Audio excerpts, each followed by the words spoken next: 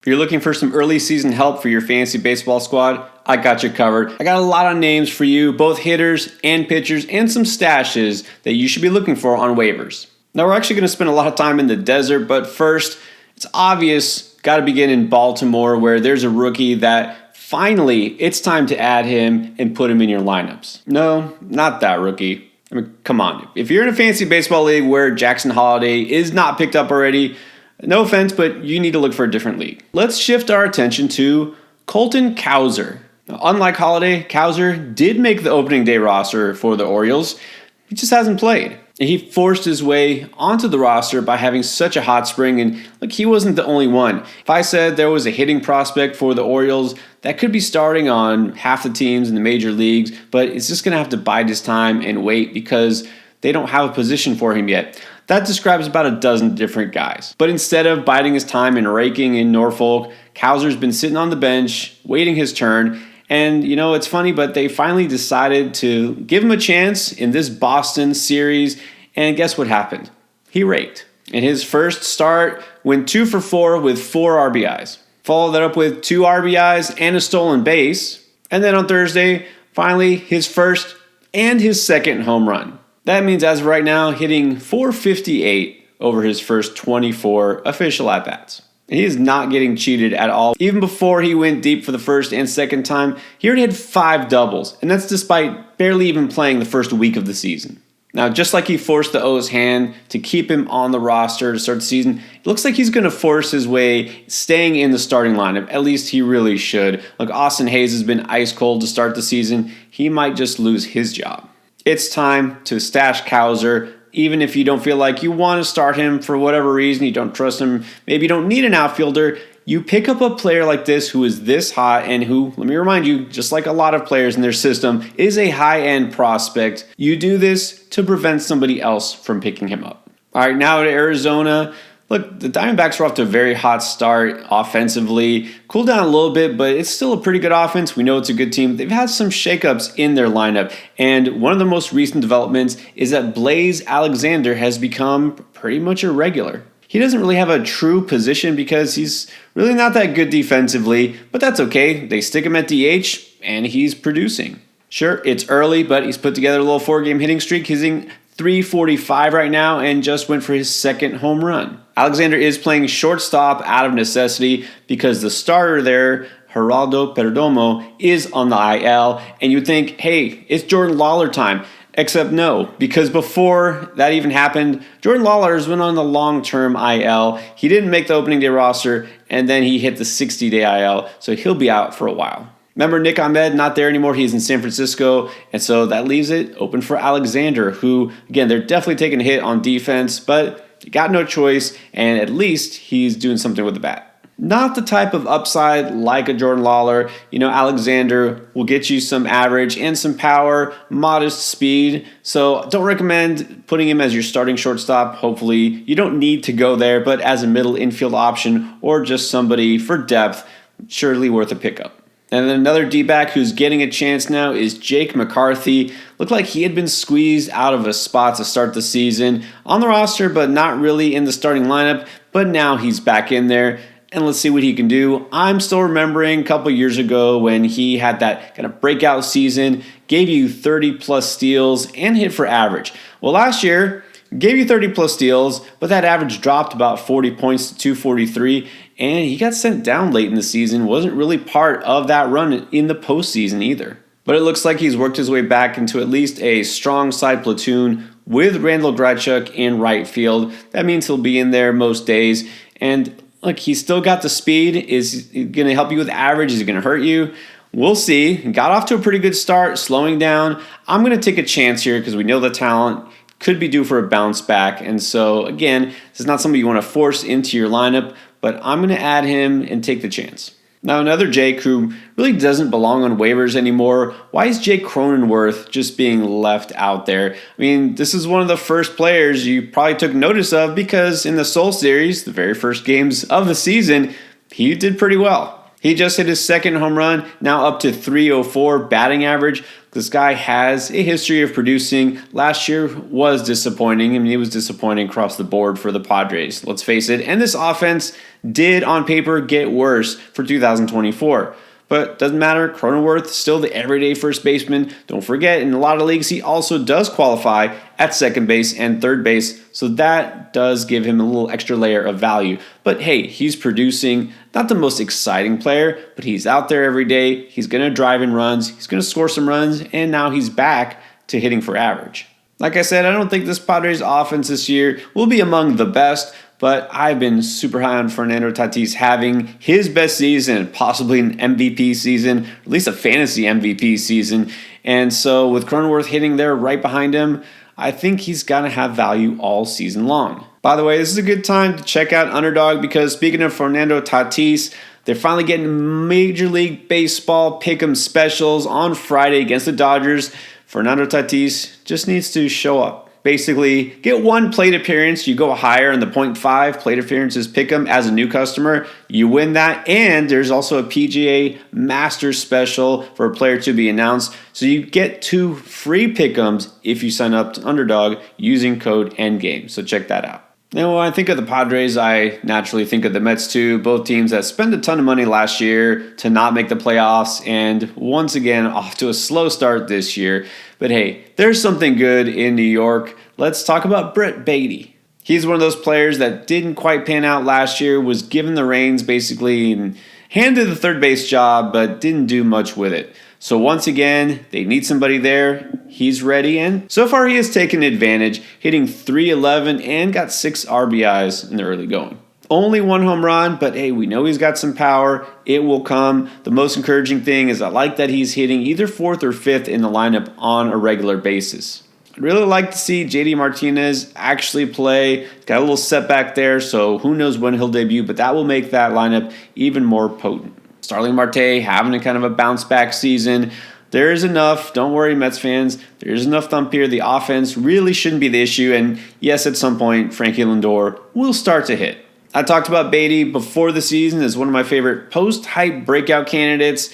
Hasn't quite broken out yet, but it's a long season, and he's showing at least the promising signs we're looking for. If you love watching baseball and playing fantasy baseball, you probably love playing MLB The Show on PlayStation, Xbox, or Switch. Well, the best place to get those stubs without paying full price is MMOAH.com. On top of their already discounted price, you get an extra 5% off by using code ENDGAME. You can build your perfect Diamond Dynasty even faster by clicking the link in the description below and using our promo code. On to the starting pitchers.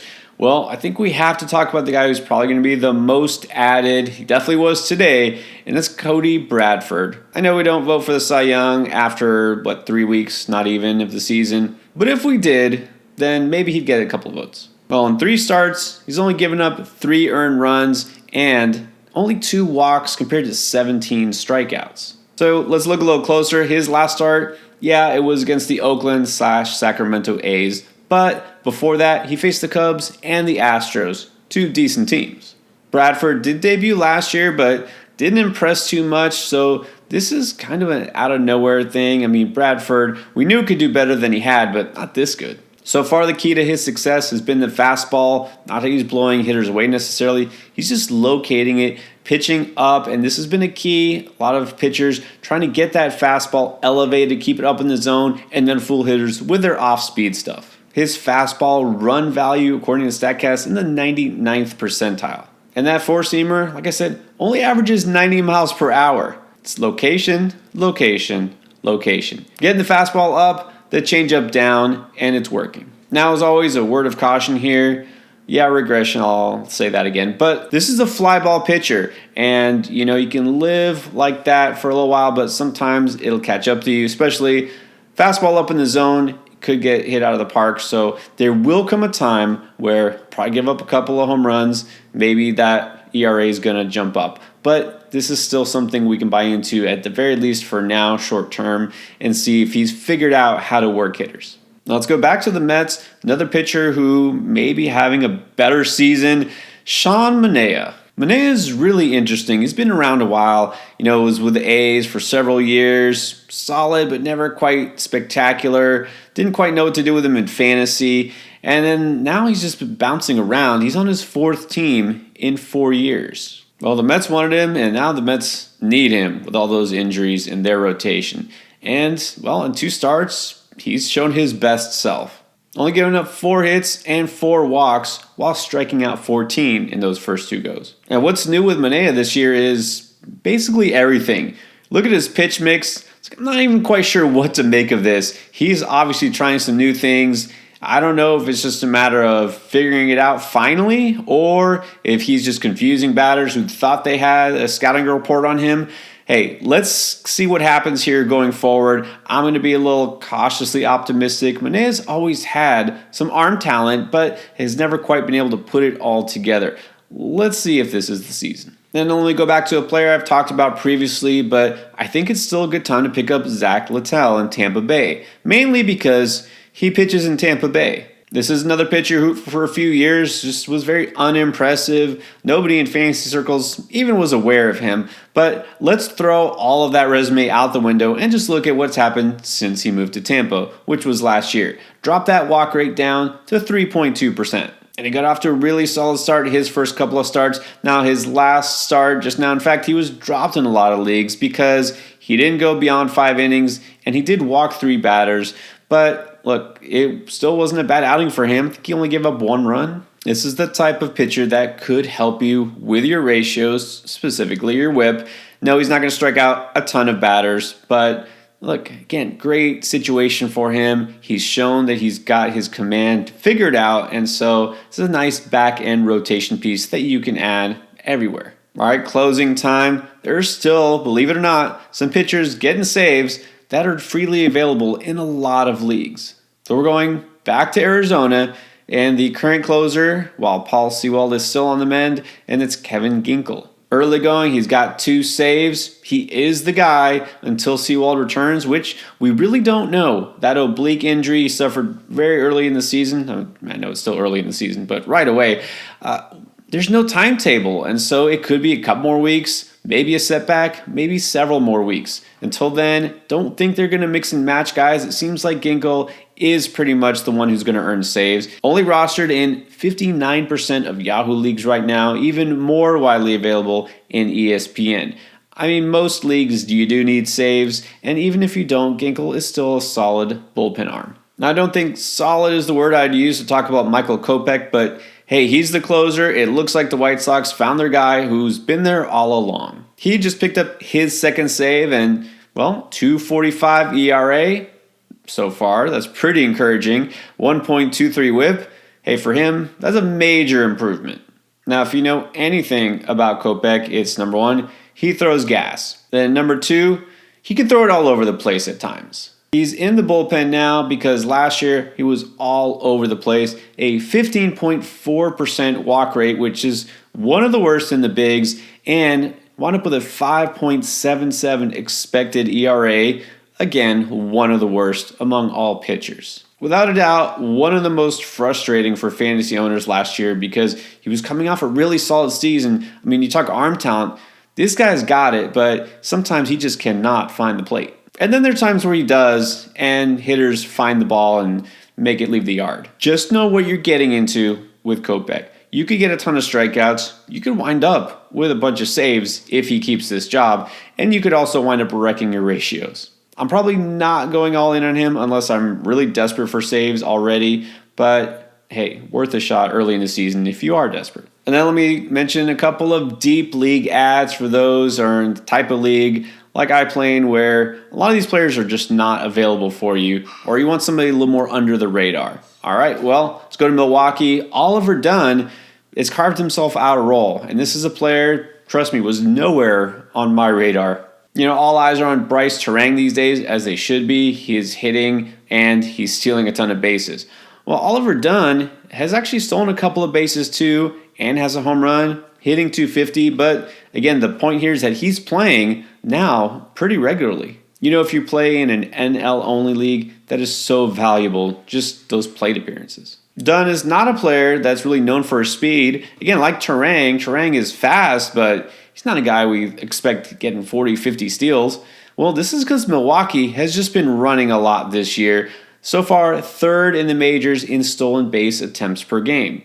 Dunn could wind up being one of those players that absolutely nobody pays attention to, and then out of nowhere, ends the season with like 15, 20 steals. Some of the players thought would play a role in that Milwaukee infield have been non-factors. Black is still in the minors. Monasterio just doesn't see the field. And then Oliver Dunn now is playing some third and DHing. So definitely somebody worth keeping an eye on if you're in that kind of deep league. Another speedster who's just now popping up on the radar is Tyler Fitzgerald of the Giants. He truly has elite sprint speed, one of the fastest in the majors, and this is a guy who stole 32 bases last year while also hitting 292 across both AA and AAA. But we're not talking Victor Scott here. We're also looking at a guy who had power, hit 22 home runs as well. What I like too is that it looks like he might qualify both shortstop and outfield in some fantasy leagues. Now, will he be a regular player? It's too early to say. He just got a start for the first time, and I don't know if he'll just wind up filling a utility role, but hey, injuries happen. Even guys who just fill in here and there at that utility spot, they could wind up pulling together, 15 to 20 player appearances per week. So again, if you need somebody to stash or you just got deep benches, Tyler Fitzgerald is a name to monitor. Now, what if you're in a 2-catcher league or you're just really not happy with your catcher? Take a look at Ben Rortvedt of the Tampa Bay Rays. It looked like Rene Pinto was going to be the starter for the most part, but now this has become a strict timeshare. Rortvedt has been seeing just as many plate appearances as Pinto, 23 versus 22, and Rortvedt has been hitting a lot better. Right now his average is 368. This is a player that came up with the Yankees and kind of just got squeezed out because they got Austin Wells there, and so Tampa Bay took advantage. Really more of a glove first type of catching prospect, but if you look at this guy, you think, yeah, he could probably hit a little bit, including for power. So the power hasn't shown up yet, but the average has, and hey, that playing time at catcher is important. So if he's going to hit for average and get semi-regular playing time, he's got value in 2-catcher leagues. And then I never really advise just picking up a pitcher who is a young pitcher who's making a spot start. You can stash or you can watch, but I want to take a look at Jose Butto and how he does. He might start on Saturday against KC. Made one start already and it went pretty well. Remember, last year he was a guy who made a few appearances. In 7 starts with the Mets last year, had a 3.16 ERA, 1.32 whip. He pretty much limited damage, just a few too many walks. I already discussed this Mets rotation. I talked about Manea earlier. They really don't even have a 5th guy right now. That's why they called Butto up. Will he stick? That remains to be seen. But okay, if he performs, why not keep him out there every 5th day? So a lot will hinge on this next start. So I'm not saying to go ahead and start him, but if you got room or you're just looking for a speculative stash, then keep an eye out. Those are the top players to add on waivers right now if they are available. These are the top players to add via trade if you can. It's time to buy low on these guys.